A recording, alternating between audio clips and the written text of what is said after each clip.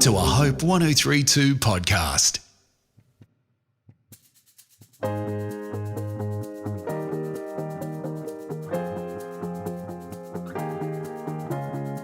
Hello, this is Collett Smart. I'm a psychologist and a teacher, and I'm your host on Raising Teens. As a parent, I know that raising a teenager can be an incredible, exhilarating, and joyous journey. It can also be confusing and really lonely at times. On this podcast, we are going to be joined by well-known experts where we chat about some of the most common questions that I get asked about raising teenagers in my own work. Our episodes are jam-packed with support so that you can get on with the job that you do best. That is, connecting with, supporting, and loving your teen. On today's episode, I have two guests. They are both experts in the area of internet gaming disorder, and they have so much practical advice for us. My first guest is Brad Marshall.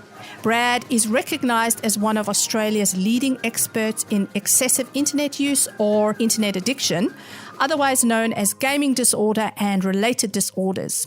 As the director and founder of the Screen and Gaming Disorder Clinic, Australia's first established specialty clinic, he is a well-respected presenter and speaker on the topic, frequenting schools and parent seminars. He's the author of the parent book, Tech Diet for Your Child and Teen, which has been published in over a dozen countries worldwide. In his spare time, Brad is doing a PhD research program at Macquarie University, running clinical trials for gaming disorder. So Brad, as an author myself, can I say how much I absolutely loved your book? I think what I loved was you don't pretend to have a magic bullet for this massive issue, but you have this incredible personability in the book that comes across. It's real, and I think it's in ways that parents will find digestible and practical. It's just a fantastic resource. So thank you for this beautiful resource you've given parents. Oh, thank you, Collett. That's very kind of you. I certainly don't pretend to be an accomplished author, but I gave it a crack anyway. Yeah. And you even say that in the book, and I think that's what makes you come across as honest and personable. So thank you. I remember, around 15 years ago when I first began to notice parents coming to me with concerns about their children spending all night on devices. And when I worked as a school psychologist, then I would have principals or head teachers saying, what do we do? We've got kids falling asleep on desks and they look like they've changed their personality. Also, what we kind of saw was fear-mongering. I mean, honestly, the internet was the devil, and none of us in this field really had research guidelines to draw from for how we could help kids. We were all figuring this out, and I realized you were too. And I know this because a number of years ago, you and I shared a stage at the Exploring Teens Forum, and you told the story that I saw in your book about how you got into this area. Can you tell us about that? Sure. Yeah. So many years ago, I was working in a child and adolescent mental health unit in a major hospital in Sydney. These are sort of great big meetings that they have, and their head psychiatrist, their child psychiatrist, and all these very experienced people. And here's, green psychologist Brad, youngest in the room, just trying to stay very quiet. And what they do is they discuss different referrals that have come in and who's going to see them and how they're going to be approached and assigned and whatnot. It's nothing all that dramatic, but essentially, this young man referral came through, and he was, I think, early teens, and he was really stuck on Harry Potter. It was an online world that he'd immersed himself in, and essentially it wasn't even a game. It was just like a website where he was playing along a role, and so he'd taken this role of a teacher at Hogwarts. And so as the team were discussing who's going to see this young man, because he'd stopped going to school and he was getting quite aggressive and just things were going downhill for him, all of a sudden, everyone was very quiet as to who was going to see him. And then the very senior professor at the time said, well, Brad, you're it. And I kind of lifted my head and I said, what do you mean I'm it? And he said, well, you game, don't you? And I mean, yeah, I'm a young child psychologist. I'm male. I have gamed. I do kind of still at that time. And he said, well, you're it because you know more about this than anyone else does here. And that was literally how I got started in this path, that it was not some grand plan for me some almost 15 years later to, obviously I am the director of the Screens and Gaming Disorder Clinic, and I'm doing a PhD research in this area now as well, and I've written the parenting book. But yeah, I didn't plan any of that. I was just literally in the right place at the right time, I suppose. Incredible. That makes me think of kind of your calling chooses you. So for me, the opposite side of the fear-mongering, I think you and I both experienced this when teachers and psychologists sometimes they get comments by parents that say, oh, for goodness sake, I played Atari computer games when I was a kid and I turned out just fine. What's the issue? So what do you say when parents or adults say that to you? Yeah, I mean, look, we could talk about this all day. I could completely geek out on this, but the main thing that I point out to parents is that if you look at some of the functional MRI studies, so, brain mapping and whatnot, and the reason I refer to these studies, Collett, is because they're fairly irrefutable by the gaming industry. So what I mean by that is many other studies that don't use functional MRI or neurological markers, the gaming industry will find a way to shout them down. But with these sorts of studies, what we found is that if you do a functional MRI for a child or an adult for that matter, and you give them an offline game versus an online game, what they found is that there's a much bigger dopamine response to online gaming. So fundamentally, what I did in the 80s and 90s and what most parents these days still would have done is offline gaming. You're just playing the computer versus now it's a much more social interactive thing. And it doesn't matter whether it's a child's best friend from school or some guy that they've met or some random person from America. There's still a much bigger dopamine effect. And that's one of the many reasons, but the main reason why gaming these days, has a much bigger addictive quality. My second guest is Wayne Warburton.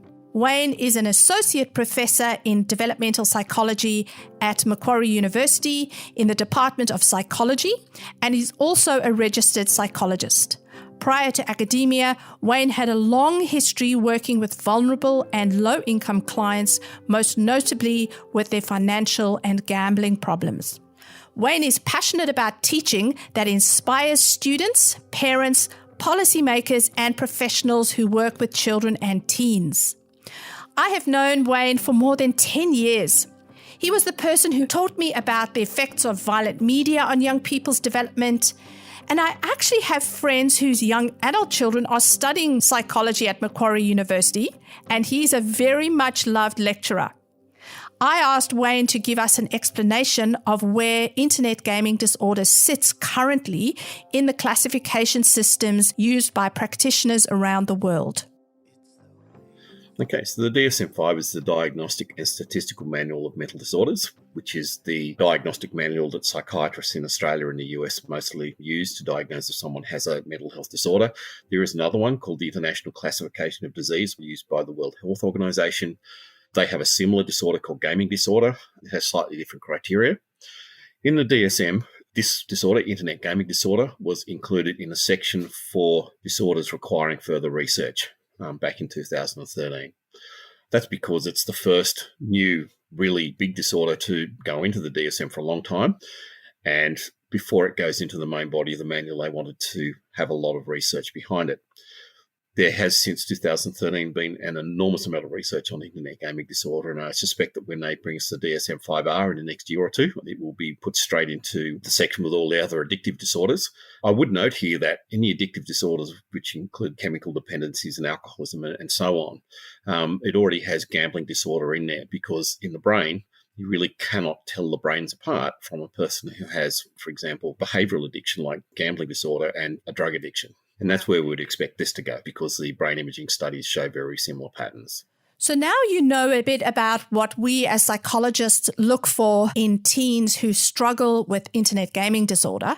I also asked both my guests to talk about how that compares to regular healthy usage.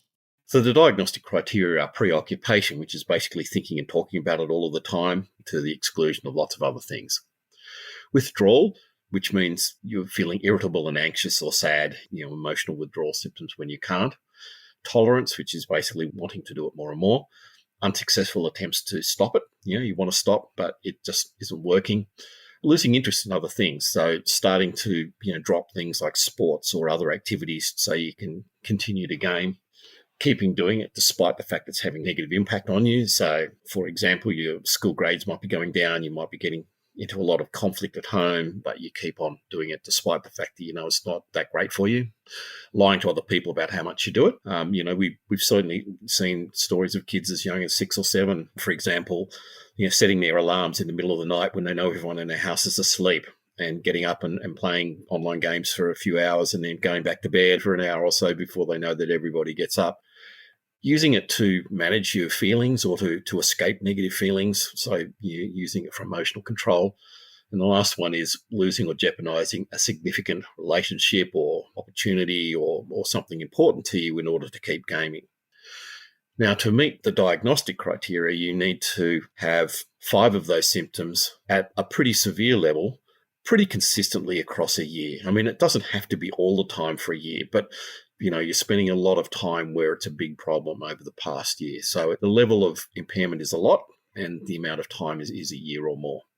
To answer the question of just when should parents be concerned, at the top end, we do, again, have functional MRI studies out of the United States. In 2019, there was a big longitudinal study, 10,000 kids over 4 years, that basically found that when you go over 7 hours of recreational screen use a day, whether it's YouTube or Discord or social media or Snapchat, whatever, it doesn't matter, 7 hours of recreational screen use. When you go over that, the authors of this study found that the brain cortex was thinning prematurely in kids. So neurological impacts that I would suggest are not ideal. Now, do we know whether that can be reversible or not? I guess we'll find out in 10 years when we revisit that.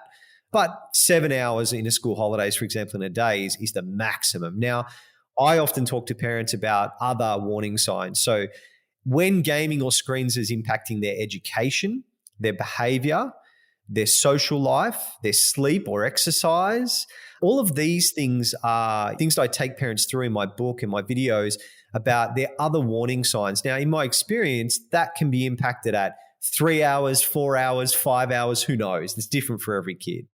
So in my other episodes, I talk about general cyber safety. And so we touched a bit now on time. Can you talk about how online addiction is different then to general topics on cyber safety? I'm really glad you asked that question, Collett, because I think this is something that is really confused by politicians, by health bureaucrats and whatnot. There is a big push in the last 10, 15 years about cyber safety, and rightly so. It's a very important topic. But I think that gets confused with overuse or gaming disorder or internet disorder or just problematic use of too much. There is an overlap in my experience in the sense that a child that is on screens, say 7 or 8 hours a day in the middle of the night, no rules and boundaries around it, in their bedroom, they are more likely to get into cyber safety problems as well. Not as a rote rule of thumb, but just in general, if you think about it, 2 a.m. messaging allows for some more less transparency. But at the same time, they are very different. And so I do feel like we've made this conscious effort and push to educate parents and put a lot of strategies in place around cyber safety, but we haven't really done much as far as overuse. And that's the crossroads that Australia is at the moment, because if you look at, say, Singapore or Hong Kong, the UK, Belgium, they all have dedicated treatment centres, and they've got a collaborated way that from research through to political motivation. But in Australia, there's just none of that. So we're really struggling. Wow. So there's a massive need there then. We often hear in the media that this generation are just addicted to their gaming devices. So I asked both Wayne and Brad about who might be most at risk for developing internet gaming disorder.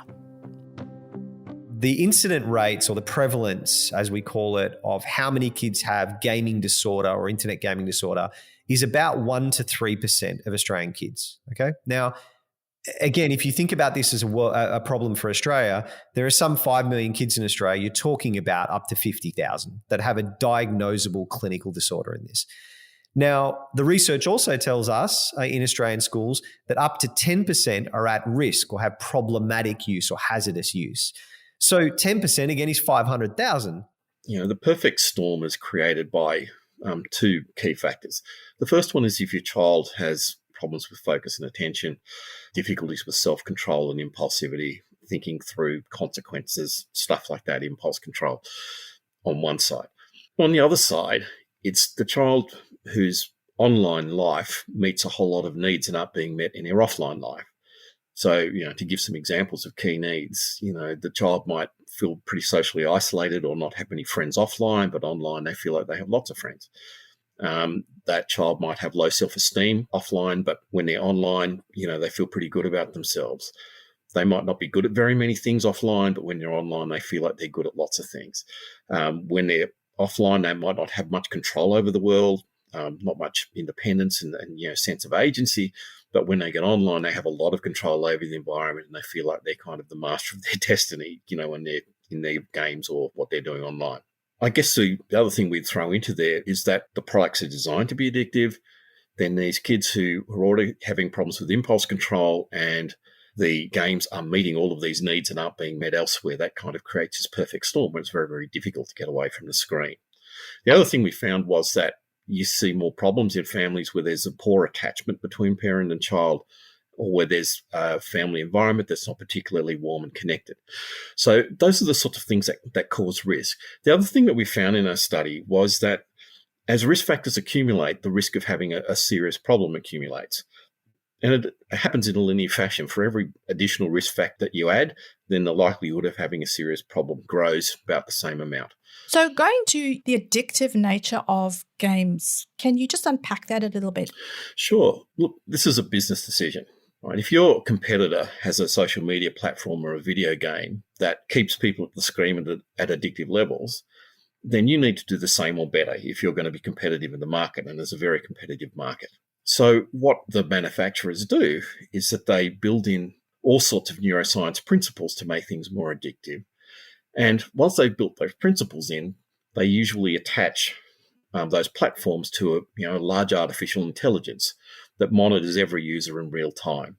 And what the artificial intelligence does is that from second to second, it's determining for every user what your vulnerabilities are, what you're thinking, what it thinks, well, what it believes that you're thinking, what it believes that you're feeling, and it targets what you're getting. In terms of the advertising, for example, it might say, from what I'm hearing and seeing from the inputs from this person, I think they might be feeling a bit lonely, so you might get an ad for a dating agency. If it decides that you're starting to lose interest, that your attention is waning, then it might give you pop-ups and banners and prompts and all sorts of things to kind of bring your attention back to the screen and so on. So people get this bespoke personal experience the artificial intelligence gives them that's designed to keep you at the screen, along with all these neuroscience principles. One of the key things in neuroscience that happens is that the way the reward system works is that when we think something really nice is coming, something we're really going to enjoy, something's going to be pleasurable, then the brain releases dopamine in anticipation of it. And that kind of says to us there's something cool coming. It produces the most dopamine when we don't know when it's going to come. So we kind of think something's coming, but we're not sure when. That's when the brain really kind of goes into overdrive and produces dopamine. And what dopamine does is it's a motivational kind of, part of our motivational system where if the dopamine's flowing, we're kind of motivated to chase that thing and to do it because we know it's going to feel good. Now, with most things in life, we have this kind of brake that goes with the accelerator, right? The dopamine is the accelerator, but once you get there, once you get to the end, once you feel satisfied, then the brain changes. It releases other neurochemicals to dry up the dopamine and, replace that sense of urgency to do something with a sense of contentment and satisfaction and peace and happiness and so on. And it's really important that for most things that along with the accelerator, we have the brake. Otherwise, you would eat till you died or have sex till you died or do other pleasurable things till you died, right? Because the brake would never kind of kick in. What most social media and video game platforms do is that they create a situation where you're never satisfied. There's no closure, no conclusion, no ending, endless levels, a story that never ends. If you get one like, you need another one, and the amount has no limit to it. It's all accelerator and no brake. They're designed to keep the dopamine flowing, but to stop the brakes from kicking in. And that's one of the key things that keeps us at the screen. You're not alone if you are feeling overwhelmed right now about battling all these risks. I have a teenage son too, and he enjoys gaming with his mates. So I wanted to know what the research says about what we can do to keep our kids' relationship with their technology at healthy levels. So Brad, in your book, you talk about cyber contracts, and I've spoken to thousands of parents about cyber contracts and boundaries, and I especially appreciate how you say in your book there isn't a cookie cutter, one size fits all for every child, because that doesn't work for every child. Just talk to us a little bit about how you approach the contract idea with parents. Yeah. And in fact, I was just speaking with one of the other psychologists in the Screens and Gaming Disorder Clinic and talking to him about this very issue. And the reason that we do it on a whiteboard in the clinic for families is because it does have to be changeable. And I guess I've commented many times and been on the record that in my experience, when you have a child or a teen that gets one of those cookie cutter off the internet, this will solve your child's problem, let them sign this contract, they are going to run for the hills. They will not sign that, most of them. And if they do sign it, then they're usually the kids you probably ironically don't have to worry about so much. So I guess my approach is more to encourage parents to do it as more of an organic thing. Now, I know that still means it needs structure and they need guidance. And so I take parents through how to do that. But essentially what I mean is trying to come to some agreement with a child about their recreational use and where the boundaries are when the internet's going to go on and off, and how we're going to do that on weekdays versus weekends versus holidays. And we try to do that in an organic way on a piece of paper or a whiteboard and then just take a photo of it. I love that. And I think, I've even said to parents, that's going to even change with your child's age, because they may be, now using social media, which they weren't when they were 11, 12. So those kind of things change. So even in your own home, because you'll have different ranges of ages of your children, you'll have different contracts that will evolve for each child. So thank you for just lending your weight to that. So in light of that, what do parents say then when they have a child who just says, I will not hand over my device, or I won't get off my game? I think a lot of parents struggle getting their kids off of a gaming device. What do you advise? Yeah, so this is one of those issues where I feel like a lot of my colleagues and I differ. I think there's many people that would speak in this space that would advocate that the parents should just take devices, just take the device off them, just be a parent. And to me, that's the most unhelpful advice a parent can get. I think it gets quite stressful. And if I'm honest, that advice usually works for primary school kids. We're seeing younger and younger boys. So once they get to year 4, year 5, quite often that results in physical aggression, stuff getting broken, really stressful stuff. Now, I'm not talking about the 90%. There might be 90% of parents that say, I can just take the device off my kid. They give their phone in, that's fine. I'm talking more about the 10%. And again, that's not a small number. So my advice to those families, and what I've found works best in the clinic, is to actually focus a little bit more on controlling the Wi-Fi, because without the Wi-Fi, those devices are fairly useless. And so we do that through various different modems and whatnot. And in parents' defense, I think lots of parents have tried to do this and been sold some software or something that claims to be able to do this, and the child can get around it really easy. So I think it's really stressful for parents because they have great intentions and they think they're doing the right thing by taking some software and realize that their 10-year-old can get around it very quickly. So, but in a broad answer to your question, rather than taking devices, especially when they head towards the teenage years, we move more towards managing the Wi-Fi. I know that this can seem quite bleak, and I had a discussion with Brad that this area doesn't have enough funding or support for our young people with internet gaming disorder. However, when I spoke with Wayne, I found his research fascinating in that it also highlighted certain protective factors that lower the likelihood of a child developing problematic internet use. Here is what he found. If you have protective factors, things that, good self-control, warm family home, you feel good about yourself, you've got lots of offline friends, you've got lots of things offline, then with every added protective factor, there's an increasingly low likelihood of you having any sort of problem. And what we found was that when you get to about 6 protective factors, you don't need any more. That gives you about the maximum protection you need. When people got to about 5 or 6 net risk factors, that's when they reached the really serious problematic levels. So in our sample, we spoke to about 1,000 school students. We found that 2.8% of them had internet gaming disorder criteria. So they would have met criteria for a diagnosis for internet gaming disorder. Those people tended to have a net risk factor score of somewhere, around 5 to 6. What that means clinically and for parents is that if you can kind of turn those things around, you can really make a big difference. So if you turn around 3 things, for example, your net risk score might go from 6 to 0.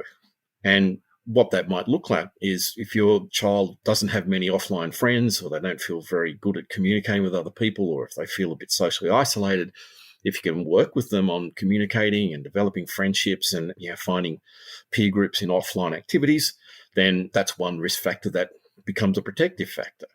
If you look for things that they're good at in the offline world and you work with them to develop those skills and help them to build their identity around these other offline things that they're good at, it might be sport or it might be something else that you think, well, they're pretty good at this. Let's see if we can develop it. Then that turns another risk factor around where they're starting to build their self-esteem around things that they feel good about themselves for offline. If they don't have much control over their environment and you start to give them control over things. I say to parents, don't do anything for your child that they can do for themselves. If our kids have this growing sense of control offline, then they have less of a need to have control online. And if you can turn those sorts of things around, you can turn your child from having, really substantial risk of a big problem to having very little risk at all.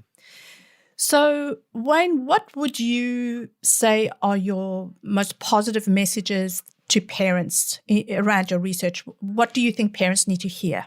I think what parents need to hear is that if your child has a problem, work out what role it plays in their life. Why are they doing it? What needs is it meeting? And when you get a sense of what needs it's meeting for your child, then see, well, are there ways that we can work together to meet those needs offline in another way? One of the things that I think is true of people, and I know people don't like to hear this in the digital world, but if you can have the same thing in the real world or the virtual world, people prefer to have it in the real world. People may use the online world as a proxy and it might feel very good, but if you can do things, be good at things in the real world, people generally prefer that. They like to have their life in the real world wherever possible. And if you can help your child who's having problems online to have that really rich life in the offline world, then it's going to help them manage the online world, get the best from it, whilst hopefully not getting any of the pitfalls and traps and difficulties that come with it as well. The second thing I'd like to say is that one of the things I think we need to be teaching in schools and teaching our kids is that a media diet should be like a food diet. The same principles apply. And those principles are firstly moderation, right? Not too much, not too little. I don't think it's helpful being prescriptive and saying nothing. Unless the child is under 2, then there's no known benefits, but plenty of things that can go wrong. And the second thing is, like the food pyramid, you want more of the good stuff and less of the not so good stuff. So the green leafy vegetables of the media world are, educational and pro-social media and the stuff that is helping your child, develop into the sort of person that, they would want to be and the directions you would want them to go in. The fats and the oils and perhaps the poisons, are the things that, are violent or antisocial or, fake news or stuff that's mind-numbing, the sort of things that are really not helping very much. And again, we're not being prescriptive. We're just saying what you want is a lot more of the good stuff and less of the stuff that isn't being helpful, right? More of the green leafy vegetables, less of the things at the top of the pyramid. Brad gave us some great advice on setting up flexible tech boundaries where we work with our teens rather than just simply taking everything away. And I found Wayne's reminder about maintaining a healthy relationship with our teens really hopeful, because there are things that we can do right now to ensure that there are protective factors present in our teens' lives. You can find Brad at unpluggedpsychologist.com. If you want to find out more about what Wayne has been doing, you can find his research and projects on the Macquarie University website, which is linked in the show notes. You can also find me or leave a question for a future episode at raisingteenagers.com.au or via the Raising Teens page at hopepodcast.com.au. Please subscribe and review wherever you listen to your podcasts. I'd love to see you next episode, and in the meantime, keep parenting with your teen's future adult in mind.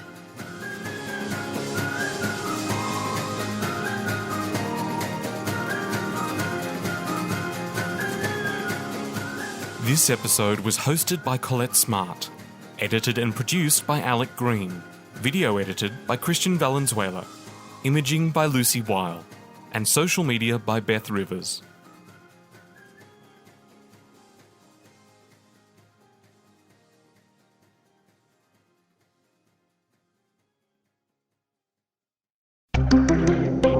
Hope 1032. Thanks for listening.